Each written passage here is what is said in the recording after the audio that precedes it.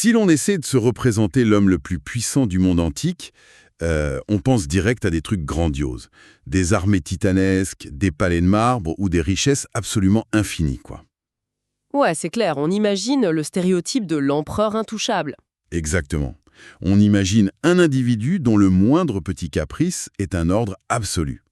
Et pourtant, en se plongeant dans les archives de l'histoire, on découvre un truc complètement fou sur la première action de cet homme au réveil.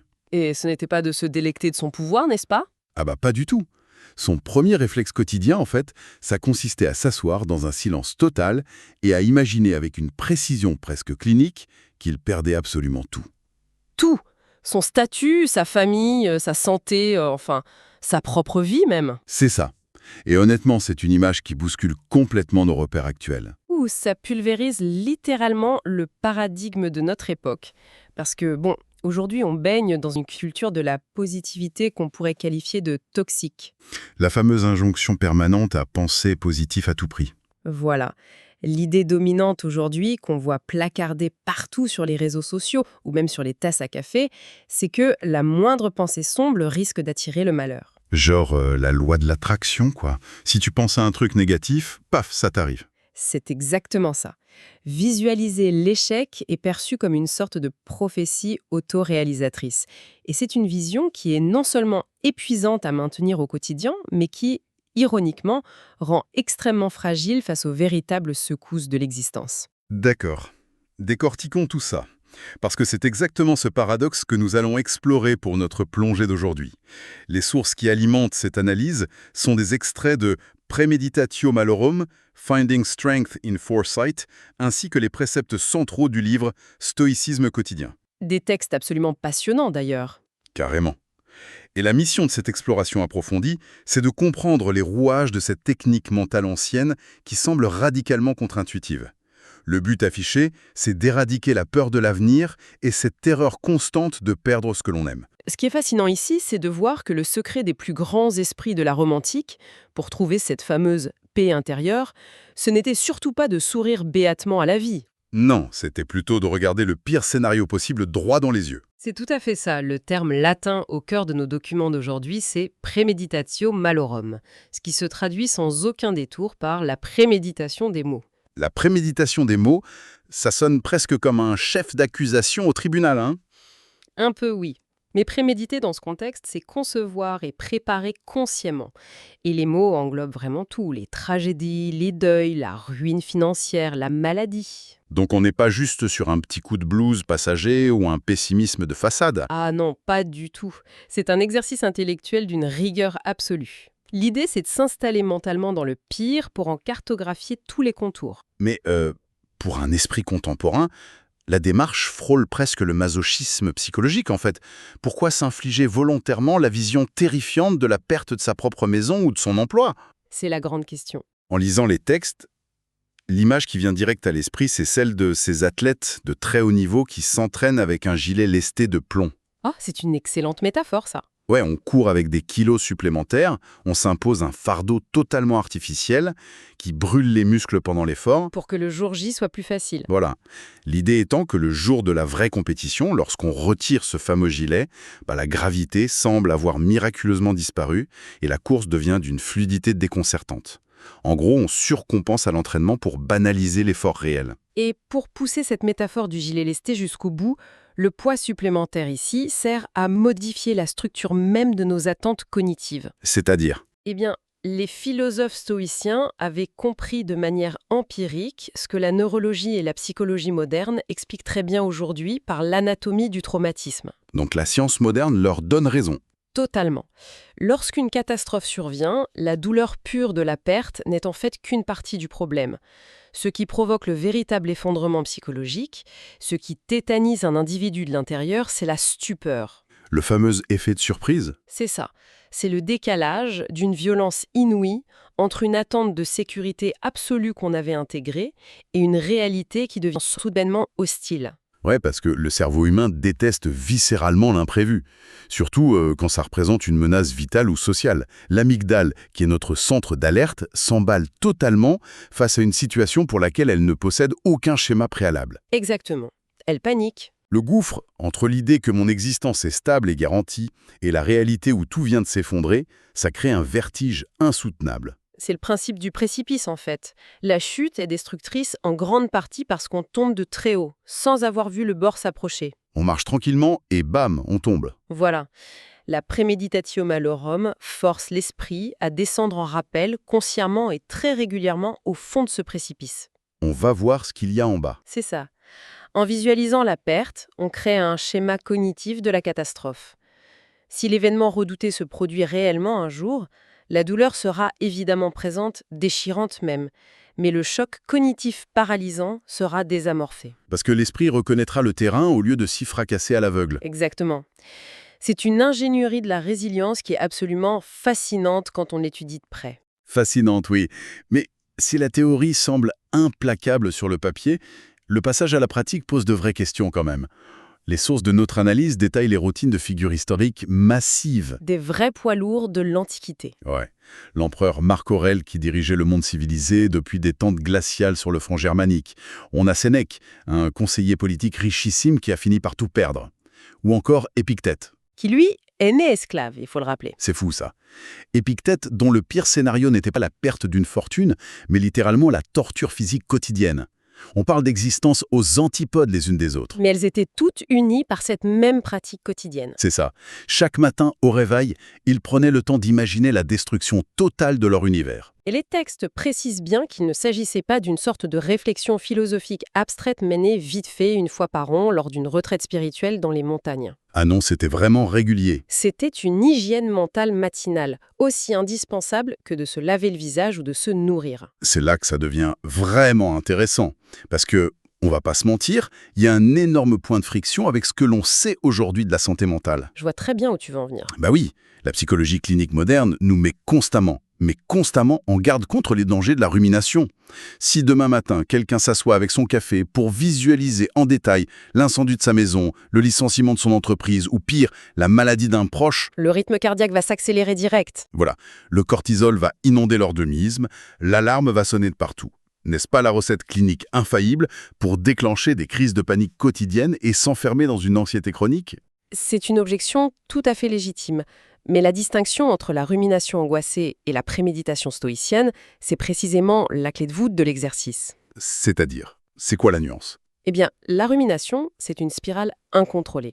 C'est l'esprit qui tourne en boucle, de manière totalement passive, en se laissant dévorer par le sentiment d'impuissance. On subit ses pensées. Ouais, le petit vélo dans la tête qui s'arrête jamais. Voilà.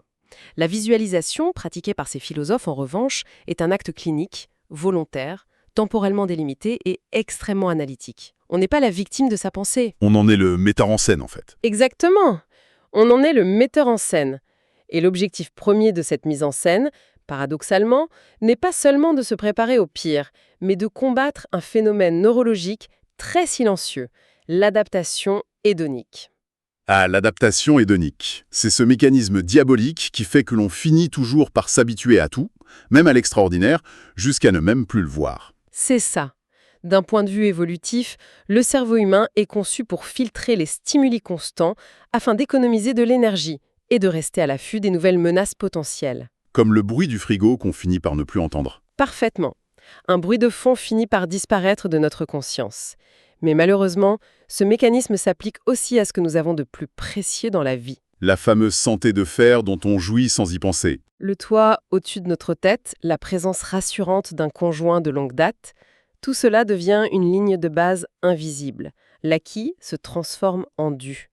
Et pour briser cette amnésie, les stoïciens s'appuyaient sur le concept du memento mori. Souviens-toi que tu vas mourir, ou souviens-toi de ta mortalité. Exactement. Ou plus largement, du caractère totalement éphémère de toute chose. Rien n'est permanent. Donc pour forcer le cerveau à revaloriser cette fameuse ligne de base, il faut créer un contraste artificiel d'une violence suffisante pour percer le filtre épais de l'habitude. C'est le choc nécessaire, ouais. Si je passe 5 minutes à m'imaginer alité, incapable de bouger le moindre membre de mon corps, le simple fait de me lever ensuite et de sentir le contact du carrelage froid sous mes pieds, Ça devient une expérience sensorielle miraculeuse. c'est ça, on désactive temporairement l'anesthésie de la routine. L'exercice dissout instantanément l'illusion de la permanence.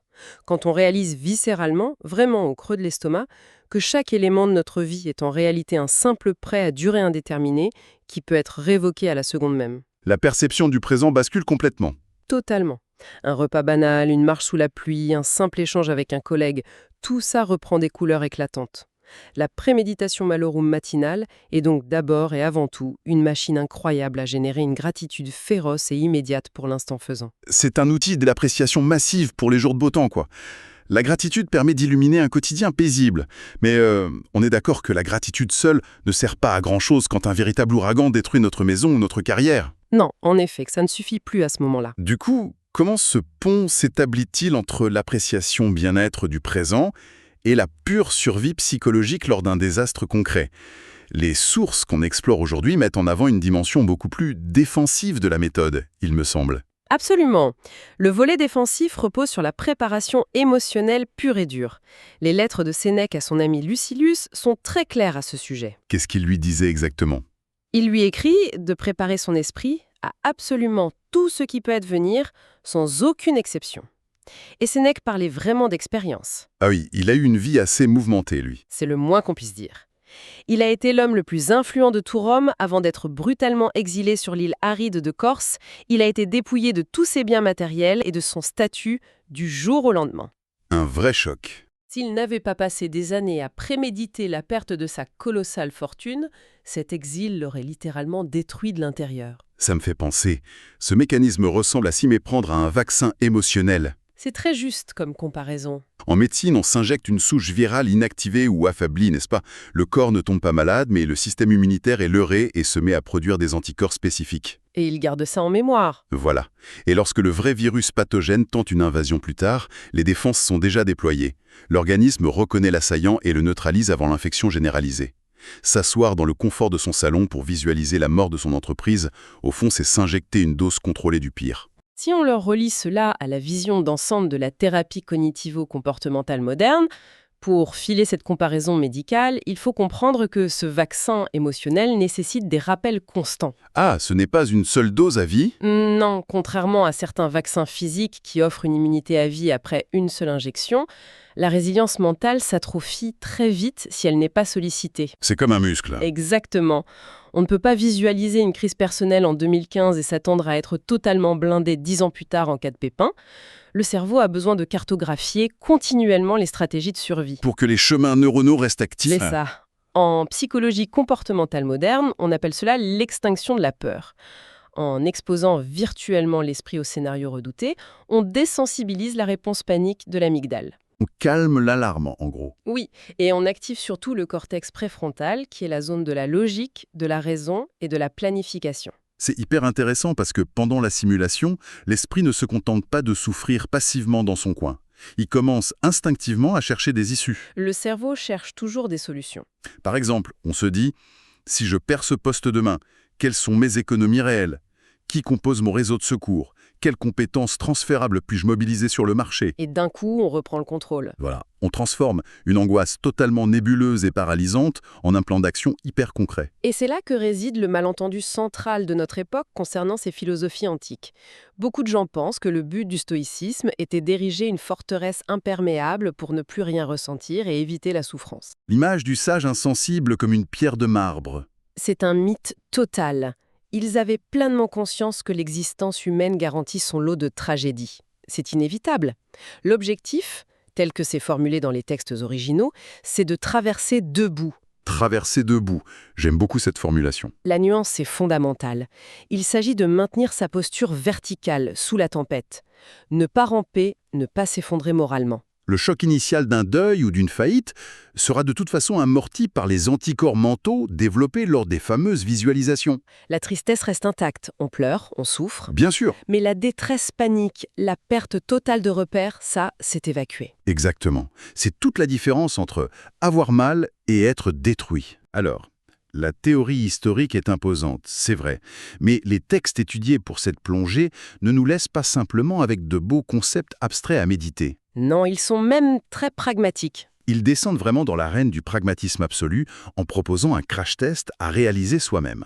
Un protocole extrêmement spécifique pour quiconque souhaite éprouver la mécanique de son propre esprit ce soir même. Oui, les sources s'accordent toutes sur un exercice d'introspection rapide. Il est vraiment conçu pour être inséré dans la vie moderne surchargée, sans exiger des heures de méditation silencieuse. C'est une confrontation qu'on pourrait dire chirurgicale avec nos attachements. Et c'est redoutable d'efficacité. Le protocole exige de s'isoler en fin de journée et de se poser une question sans aucune échappatoire. Qu'est-ce que je redoute le plus de perdre à l'instant T? Une question directe. Une fois que la cible est bien identifiée par le cerveau, la consigne est de fermer les yeux et de faire tourner la simulation mentale de cette perte pendant 2 minutes. Et attention, pas 1 minute de plus, c'est chronométré. C'est très court, 2 minutes finalement. Alors, qu'est-ce que tout cela signifie au fond? Parce que le choix du moment pose quand même un sérieux problème logique selon moi. Pourquoi exiger de faire cela le soir, juste avant le sommeil? Ça paraît contre-intuitif? Totalement. Le crépuscule, c'est le moment où le système nerveux est censé redescendre, où les défenses cognitives sont au plus bas de la journée. Convoquer ces peurs les plus sombres sur l'oreiller, ça ressemble au meilleur moyen d'orchestrer une nuit d'insomnie et de sueur froide, non? L'objection est ultra naturelle, car elle s'appuie sur notre instinct de fuite basique. On se dit qu'il vaut mieux ne pas y penser pour bien dormir. Bah oui, on lit un livre léger et on ferme les yeux. Cependant, l'anxiété nocturne, tu sais, cette fameuse anxiété qui nous tient éveillés à fixer le plafond à 3 heures du matin, Ah oui, on la connaît bien. eh bien, elle ne naît généralement pas d'une menace qui est clairement identifiée et regardée en face. Elle prospère dans le brouillard du « et si ». Et si je rate ce projet? Et si je tombe malade? C'est une peur diffuse, une ombre qui grandit de façon démesurée sur le mur de la chambre avec la fatigue. L'esprit tourne sans cesse autour de la catastrophe potentielle sans jamais oser regarder le fond du gouffre. On évite de regarder le monstre. En allouant un espace-temps strict de 2 minutes, pas plus, pour structurer cet inconnu, en fait on allume brusquement la lumière dans la pièce sombre. Je vois. Le fameux monstre sous le lit perd tout son pouvoir de terreur dès qu'on le regarde bien en face. Et du coup, la limite de temps agit comme un coupe-circuit qui empêche le cerveau de sombrer dans cette spirale de la rumination dont on parlait tout à l'heure. C'est ça, on force une conclusion rapide et rationnelle. Et c'est quoi cette conclusion en général, Evelyne? Eh bien, la conclusion de ces 2 minutes d'immersion clinique, si on pousse vraiment l'analyse jusqu'au bout, est invariablement la même pour l'écrasante majorité des êtres humains. Et c'est quoi? C'est de se dire « je survivrai ». Tout simplement. Le scénario est douloureux, il est inconfortable au possible, indésirable, c'est une horreur. Mais il n'est pas mortel. On prend soudain conscience de l'étendue de ses propres ressources internes. On réalise qu'on est plus fort que ce qu'on croyait. On cesse enfin de surévaluer la gravité de la menace externe et de sous-évaluer sa propre capacité de résilience interne. Le retournement psychologique est redoutable. Vraiment. On se saisit de la matière première de notre propre angoisse pour en forger le socle d'une confiance inébranlable. C'est de l'alchimie mentale. Plutôt que de s'endormir en fuyant une espèce de menace fantôme qui rôde en arrière-plan et qui pompe notre énergie, on trouve le sommeil avec la certitude tranquille que, quoi que l'aube nous réserve demain, la machine interne saura encaisser le choc. C'est vraiment l'essence de l'alchimie prônée par ces textes anciens. L'angoisse de l'événement futur se révèle presque toujours beaucoup plus invalidante que l'événement lui-même une fois qu'il se produit dans la réalité. On souffre plus en imagination qu'en réalité, comme disait l'autre. Exactement. Et en s'exposant volontairement à la simulation, on désarme totalement le pouvoir destructeur de l'anticipation négative. En retraçant la ligne directrice de l'exploration d'aujourd'hui, franchement, le voyage est saisissant. Ce qui se présentait au tout départ comme une curiosité antique aux accents un peu lugubres, cette fameuse préméditatio malorum. Qui faisait presque peur au début. C'est ça. Eh bien, ça s'est révélé être une technologie cognitive à double détente, d'une ingéniosité folle. Une vraie boîte à outils. D'un côté, elle court-circuite notre amnésie quotidienne pour nous injecter une dose massive de gratitude pour le simple fait d'être en vie et en possession de nos biens ou de nos proches. Et ça, pour le bien-être immédiat, c'est inestimable. Et de l'autre côté, elle tisse une véritable armure émotionnelle réactive qui est prête à absorber l'impact cinétique des vraies tragédies en transformant la stupeur initiale en lucidité stratégique. Et honnêtement, le besoin d'une telle maîtrise mentale n'a jamais été aussi criant qu'aujourd'hui. C'est clair, avec tout ce qu'on vit en ce moment. L'environnement contemporain bombarde constamment le système nerveux d'informations anxiogènes, de crises globales en tout genre et d'incertitudes économiques continues. C'est épuisant pour le cerveau. Intégrer les routines d'esprit romain forgées dans les guerres, les pandémies et les exils n'est pas juste un luxe académique pour faire intelligent dans un dîner. C'est une nécessité de survie mentale. Boussole interne qui ne s'affole pas sous l'effet du magnétisme ambiant. C'est récupérer une véritable souveraineté sur son espace mental, refuser de se laisser balloter par la peur de l'inconnu et surtout apprendre à naviguer dans les eaux troubles avec une colonne vertébrale bien droite. Rester vertical quand tout s'effondre, c'est une belle image. Et d'ailleurs, pour clôturer cette plongée vertigineuse dans l'ingénierie mentale antique, il y a une dernière perspective à envisager. Une petite piste de réflexion pour la route. Voilà, une provocation intellectuelle pour étendre la réflexion bien au-delà de cette analyse pour les esprits curieux.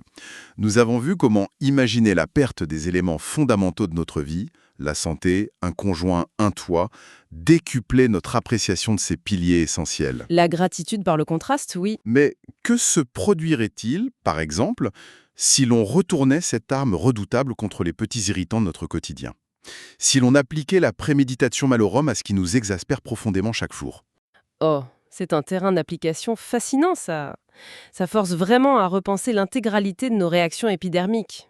Si on imagine ce collègue de bureau dont le bruit de mastication ou la voix portante épuise les nerfs dès 9 heures du matin. On en a tous, hein. Ou bien si on imagine l'odeur métallique et confinée de la rame de métro bondée lors du trajet interminable pour se rendre au travail en plein hiver. Ou même la montagne de corvées ménagères répétitives qui attendent sagement le week-end. Tout ce qu'on déteste faire, quoi. Exactement. Et si l'on s'asseyait 2 petites minutes pour visualiser que la capacité même de vivre ces frustrations nous était définitivement retirée. C'est puissant comme basculement. Si le silence absolu du chômage de longue durée remplaçait soudainement le bruit agaçant du collègue, ou si l'incapacité physique de se déplacer remplaçait pour toujours l'inconfort passager du métro, Ça remet les choses en perspective instantanément. finirions-nous par déceler une étincelle de gratitude cachée en plein cœur de la banalité la plus exaspérante ? Est-il possible, quand on y réfléchit, que les contrariétés qui ruinent nos journées ne soient, sous la lentille impitoyable de la perte absolue, que le privilège de ceux qui ont l'immense chance d'être en vie et en mouvement ? C'est une excellente question à se poser. C'est une pensée à laisser mûrir tranquillement, la prochaine fois que le monde ne tournera pas exactement comme on l'avait prévu.